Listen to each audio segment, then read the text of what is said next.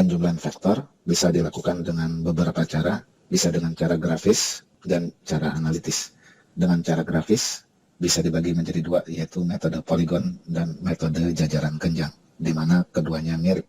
Misalkan ada dua vektor, vektor A dan vektor B, maka dengan metode poligon kita bisa menjumlahkan kedua vektor ini dengan cara meletakkan pangkal vektor B pada ujung vektor A. Kurang lebih gambarnya seperti ini. Maka resultannya didapatkan dengan menarik dari pangkal A ke ujung B. Inilah resultan dari vektor A ditambah vektor B. Sedangkan dengan metode jajaran kenjang, caranya adalah pangkal vektor A dan vektor B kita satukan. Jadi kalau digambar, ini vektor A, kemudian ini vektor B, pangkal vektor B kita satukan dengan pangkal vektor A, kemudian kita buat jajaran kenjang dari gambar ini. Caranya, kita tarik garis yang sejajar dengan vektor B, tarik garis yang sejajar dengan vektor A, maka titik temunya merupakan ujung dari resultan kedua vektor ini. Yang berarti gambar vektor resultannya berpangkal di pangkal kedua vektor dan berujung di titik temu kedua garis ini. Inilah vektor resultan dari kedua vektor ini. Kalau kita menggambarnya dengan akurat, maka baik dengan metode poligon maupun dengan metode jajaran kenjang akan menghasilkan resultan yang sama persis, baik panjangnya maupun arahnya. Di gambar kita terlihat kurang mirip karena gambarnya tidak akurat. Kalau digambar secara akurat dengan menggunakan penggaris dan busur derajat, maka harusnya baik metode poligon maupun metode jajaran kenjang menghasilkan resultan yang persis sama.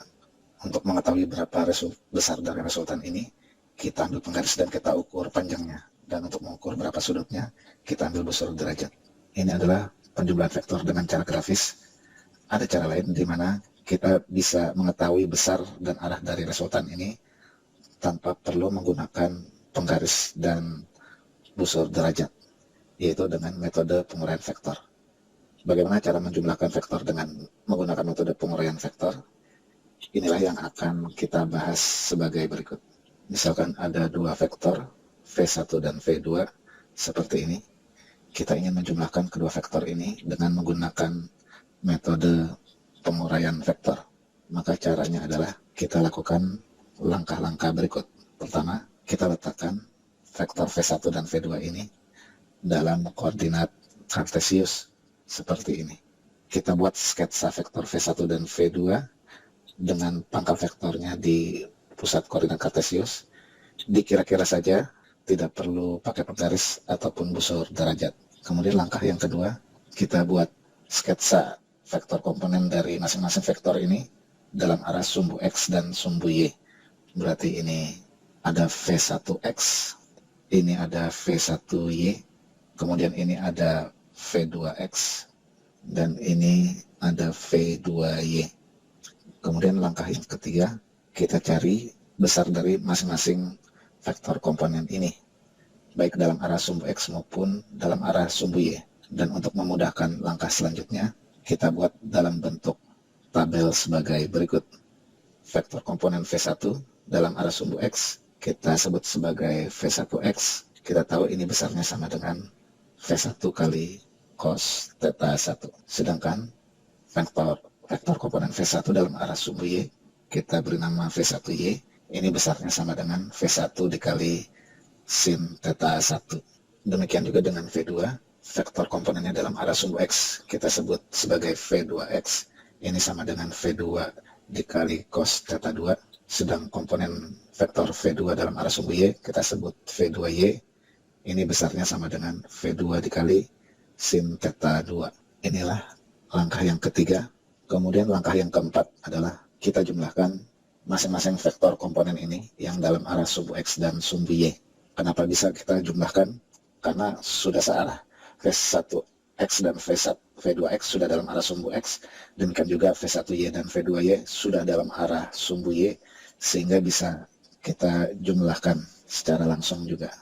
Kita tuliskan jumlah komponen dalam arah sumbu X. Kita sebut sigma Vx ini sama dengan V1X ditambah V2X.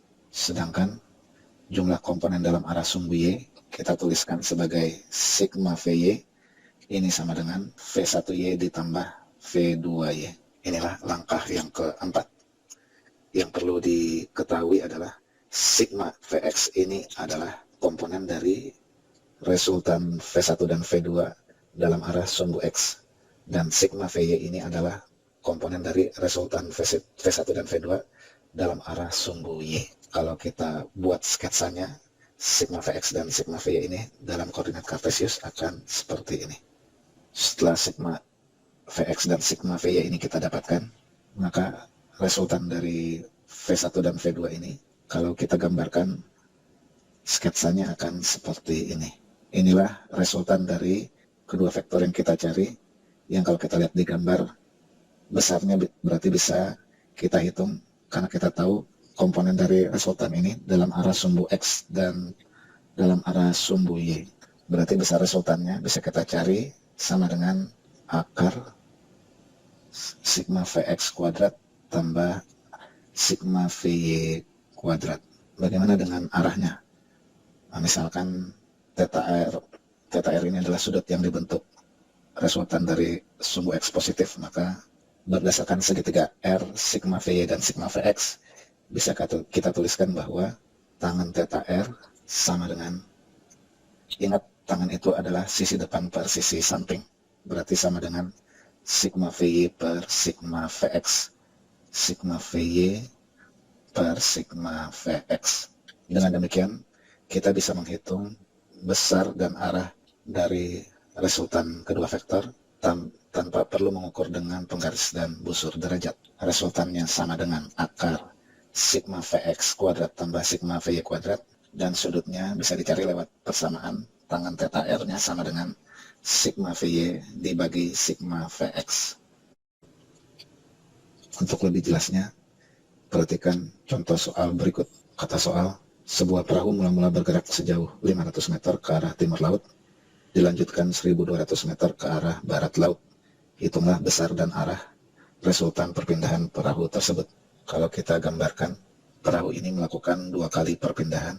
Yang pertama, sejauh 500 meter ke arah timur laut. Ini kita beri nama S1, besarnya 500 meter, dan sudutnya berarti 45 derajat. Kita beri nama sudutnya theta 1, besarnya 45 derajat. Kemudian perahu melakukan perpindahan yang kedua, kita beri nama S2, sejauh 1.200 meter ke arah barat laut, berarti membentuk sudut 135 derajat dari arah sumbu X positif. Jadi langkah pertama, kita letakkan kedua vektor perpindahan tersebut dalam koordinat kartesius, dengan titik tangkap keduanya diletakkan di pusat koordinat. Kemudian langkah yang kedua, kita buat sketsa untuk masing-masing vektor ini, vektor komponennya dalam arah sumbu X dan sumbu Y. Berarti ada S1X, ada S1Y, kemudian ini S2X, dan ini adalah S2Y. Langkah yang ketiga, kita cari vektor komponen dari S1 dan S2 ini masing-masing dalam arah sumbu X dan sumbu Y.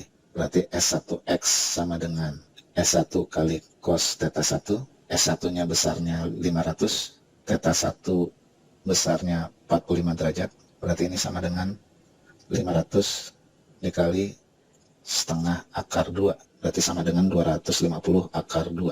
Sedangkan S1Y-nya bisa kita tuliskan sama dengan S1 dikali sin theta 1, S1-nya 500, theta 1-nya 45 derajat, ini sama dengan 500 kali setengah akar 2, berarti sama dengan 250 akar 2. Bagaimana dengan S2X? S2X sama dengan S2 kali cos theta 2, S2-nya ini sama dengan 1200, theta 2-nya 135 derajat, cos 135 derajat itu sama dengan minus setengah akar 2, berarti S2X sama dengan minus 600 akar 2. Sedangkan S2Y-nya sama dengan S2 dikali sin theta 2, S2-nya 1200, theta 2-nya 135 derajat, sin 135 derajat ini sama dengan setengah kali akar 2, dikali 1200 sama dengan 600 akar 2. Setelah kita dapatkan besar masing-masing vektor komponennya, sekarang kita masuk ke langkah yang keempat. Kita jumlahkan untuk masing-masing komponen ini. Berarti di sini kita tuliskan sigma Sx sama dengan S1x tambah S2x. S1x-nya sama dengan 250 akar 2 ditambah S2x-nya min 600 akar 2. Nah, ini hasilnya sama dengan minus 350 akar 2. Sedangkan untuk komponen Y, kalau kita jumlahkan, sigma SY sama dengan S1Y tambah S2Y. S1Y-nya sama dengan 250 akar 2 ditambah S2Y-nya sama dengan 600 akar 2. Nah, ini hasilnya sama dengan 850 akar 2. Setelah kita mendapatkan jumlah dari masing-masing vektor komponen ini, berarti kita bisa masuk ke langkah yang kelima, yaitu kita cari besar resultan dari kedua vektor lewat hubungan, yaitu besar resultannya sama dengan akar sigma Sx kuadrat tambah sigma Sy kuadrat, di mana sigma Sx-nya diketahui sama dengan min 350 akar 2, ini dikuadratkan, ditambah sigma Sy-nya sama dengan 850 akar 2, ini dikuadratkan. Yang ini berarti hasilnya sama dengan akar dari 245.000 ditambah 1.445.000. Yang ini berarti kalau dijumlahkan hasilnya sama dengan akar dari 1.690.000. Yang berarti ini sama dengan 1.300 meter. Berarti besar resultannya sudah kita dapatkan, yaitu sebesar 1.300 meter. Bagaimana dengan arahnya?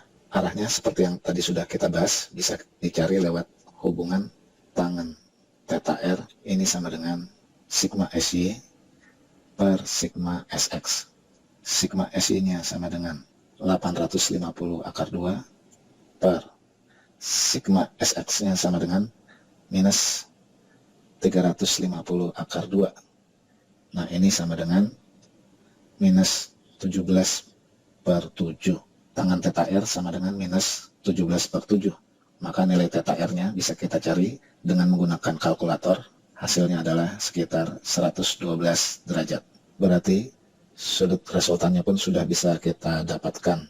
Nah, inilah cara mencari resultan kedua buah vektor dengan menggunakan metode penguraian vektor. Sekarang sebagai latihan, coba kerjakan 3 soal berikut dengan menggunakan metode penguraian vektor.